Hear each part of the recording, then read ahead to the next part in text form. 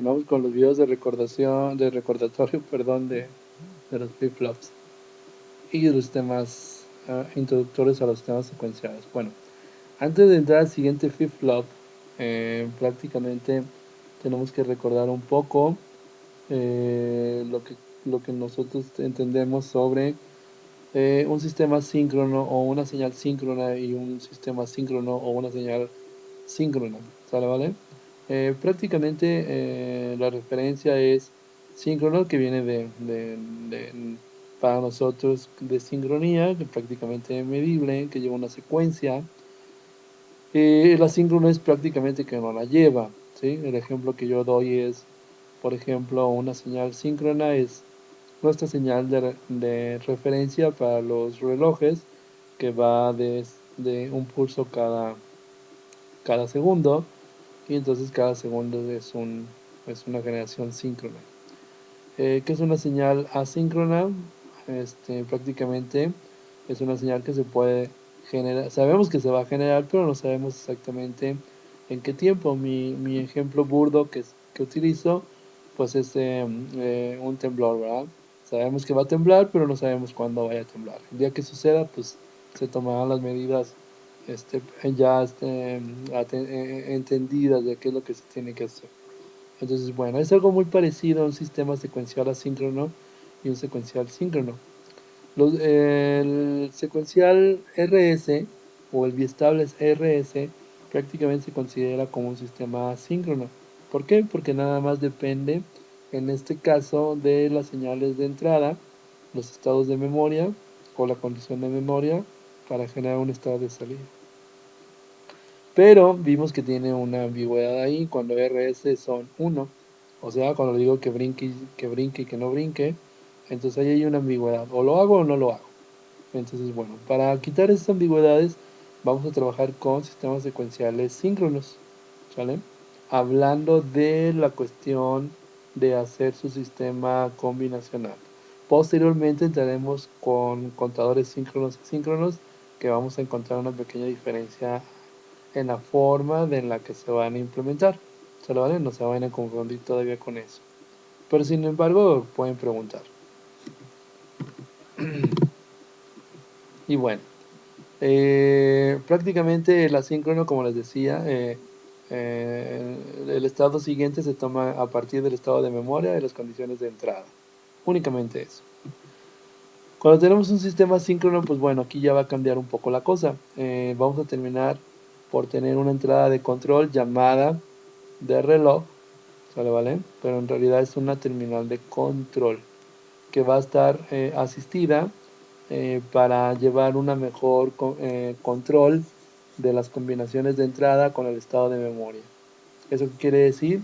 Pues que voy a tener una terminal extra para decir si valido o no valido esa condición. Y bueno, las consideraciones de una terminal de reloj o de una señal de reloj prácticamente lo vamos a determinar por cuatro condiciones importantes, que son nivel y flanco, alto y bajo, o bajada y subida en el caso del flanco. Aquí lo podemos representar muy sencillamente. Una señal de reloj es una señal de reloj que va a la señal de control y que vamos a tener un nivel en alto, quiere decir que el combinacional va a atender cuando esté en alto o durante este tiempo en alto, o va a atender durante este tiempo en bajo, o va a atender, o sea que va a controlar cuando va de bajo a alto, que se conoce como flanco de subida o transición de subida, y va a atender cuando llega de alto a bajo o transición de bajada. Esto en la terminal llamada de reloj. Entonces, bueno, vamos a entrar de lleno a recordar qué sucede con el biestable CS, que viene del inglés set clear. Si se dan cuenta ahora reset, ya no es reset, porque el concepto de clear es limpiar y en el concepto de reset es restablecer. Entonces, bueno, lo primero que vamos a observar es que está construido por un flip-flop o un biestable RS. Solo que las entradas RS ya no va a tener directamente un estado de entrada como lo tenemos en el video anterior. Ahora vamos a unirla a través de una compuerta AND, que ya sabemos que la compuerta AND pues no es más que un switch digital, y en este caso vamos a tener la señal de clock, que esa es la señal de control. Si podemos adelantarnos un poco, ¿qué va a suceder? La compuerta AND, recuerden que la AND, mientras una de las terminales esté en 0, la salida se va a mantener en 0. Entonces aquí podemos suponer que mientras clock esté en 0, la salida, ambas van a estar en 0. ¿Y que entendíamos del video anterior del RS? Que mientras RS aquí tengan 0, pues prácticamente no hay ningún cambio, ¿sale? Entonces, va a sufrir cambios cuando la señal de reloj esté en 1. Si yo tengo un 1 en una compuerta AND es AND por la señal de entrada, pues la salida es la entrada, se ve reflejada, la entrada se ve reflejada a la salida. Entonces ahí está, este es un switch digital, ¿vale? Ya lo han de haber visto en quinto. Su simbología, pues en este caso es un biestable set clear, y esta simbología nos dice que es de nivel en alto. Y bueno, ¿qué vamos a encontrar en el caso de la tabla de transiciones? Pues muy sencillo, ¿verdad? Vamos a incorporar una tercera terminal, que va a ser la terminal de clock, y en esta terminal de clock, pues ya sabemos que mientras esté en 1, voy a hacerle caso a las señales de, de clear y de set, y cuando la señal de clock esté en 0, pues voy a inhibir las entradas. Entonces, si se dan cuenta, ¿qué va a pasar? Cuando clear esté en 0 y set esté en 0, mientras la señal de clock esté habilitada, o sea, la señal de control esté habilitada, mi estado siguiente va a tener el estado de memoria. Si yo le digo set, pues mi estado siguiente, independientemente de lo que tenga, va a poner un 1. Si tiene un 0, lo va a forzar a 1, y si tiene un 1, va a dejar el 1. Pero ¿qué sucede cuando le pongo un clear? Bueno, si yo pongo clear en 1, o sea, forzo la entrada a un 1, estoy indicando que quiero forzar la salida o que quiero almacenar un 0. Si tenía un 0, se va a quedar un 0, pero si tenía un 1, se va a forzar un 0. ¿Sale, vale? Pero ¿qué pasa cuando yo pongo 1 y 1? Ojo, sigue siendo prohibida, pero yo la puedo inhibir con la señal de clock.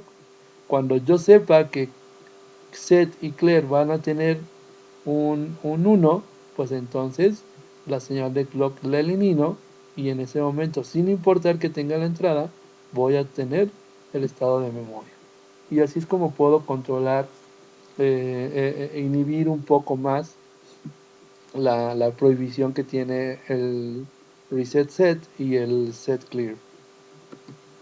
¿Vale? Entonces, bueno, también puedo tenerlo por niveles, o en este caso la simbología quiere decir que si yo tengo este símbolo, ya sabemos que es la negación, entonces significará que la señal de reloj es por nivel negativo. Quiere decir que mientras yo pongo un 0 en clock, le va a hacer caso a las entradas. Cuando yo le pongo un 1, se van a inhibir. Y bueno, entonces fácilmente yo puedo establecer mi condición de cuando no quiero que la salida sea prohibida o ambigua o no, o no estable.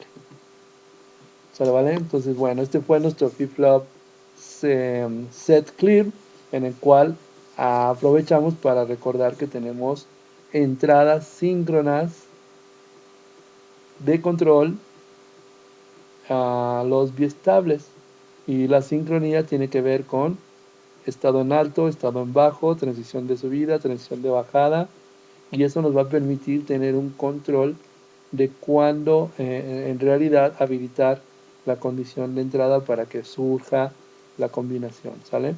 Es muy importante esto porque ya vamos a entrar un poco más a la importancia de lo que tiene que ver la señal de reloj, ¿sale? No como señal de pulso, sino como terminal de control. Gracias.